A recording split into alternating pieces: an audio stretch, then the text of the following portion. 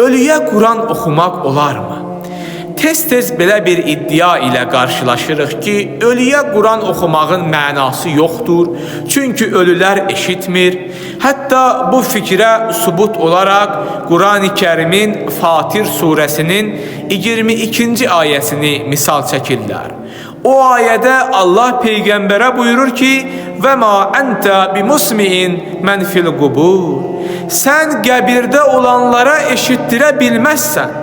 Bəs həqiqətənmi burada Allah fiziki olaraq dünyasını dəyişmiş insanlardan bəhs edir? Gəlin ayələr arası ardıcıllığa birlikdə baxaq. Çünki bir ayəni götürüb tək oxumaq bizi yanlış nəticəyə aparar. Məsələn, Quranda Əsr surəsində Allah and içir. Buyurur, vəl-əsr, innəl insənə ləfî xusr. And olsun ki, insan ziyandadır, ziyan içərisindədir.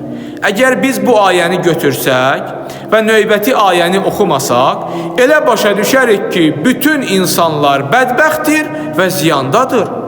Amma növbəti ayədə Allah dərhal istisnaları sadalayır. İlləl-ləzinə amanu və əmilus salihati və təvasav bil haqqi və təvasav bis sabr.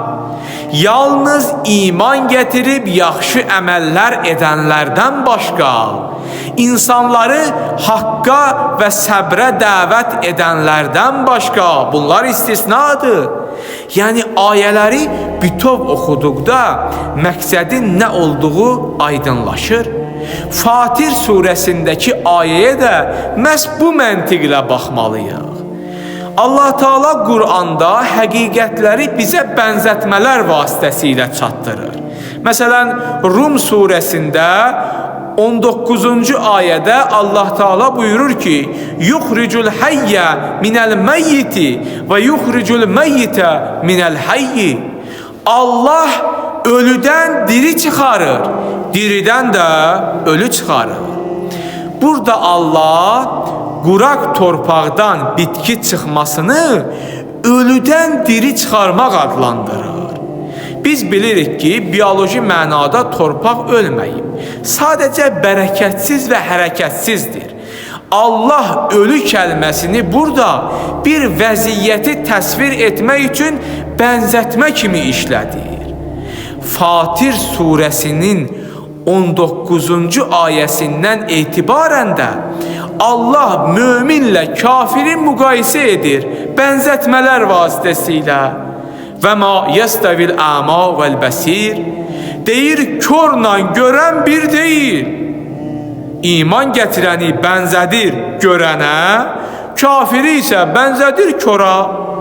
İman gətirən həqiqəti görür, kafir isə kördür.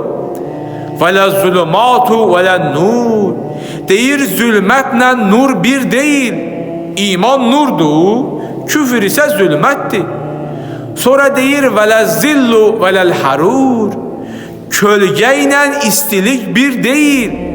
İnsan adətən qızmar günəşin altında olanda bir kölgə axtarır ki, dincəlsin, rahatlaşsın, aramlıq tapsın.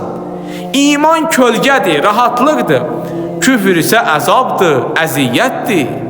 Və nəhayət Allah buyurur, və ma yəstəvil əhyau vələl-ənvar. Dirilərlə ölülər də bir deyil.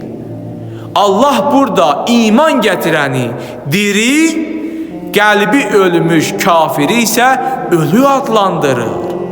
Ayənin sonunda gələn və ma əntə bimusmi'in mən fil qubur.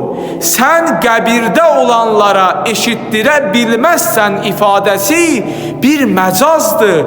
Allah Peyğəmbərimizə təsəlli verir. Yəni, ya Rəsulum, sən nə qədər çalışsan da qəlbi daşlaşmış, qəlbi ölmüş, küfür qəbrinə girmiş insanlara haqqı eşitdirə bilməzsən. Yəni, burada söhbət qəbirsanlıqdakı rəhmətə gedən insanlardan yox, diri olduqları halda qəlbləri haqqın üzünə qapanmış şəxslərdən gedir.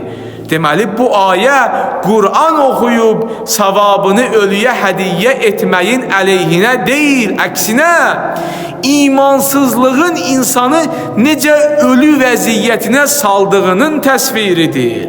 Bəli, Qur'an dirilər üçün gəlib, ölülər üçün yox. Biz Qur'anı ölülər üçün yox, dirilər üçün oxuyuruq.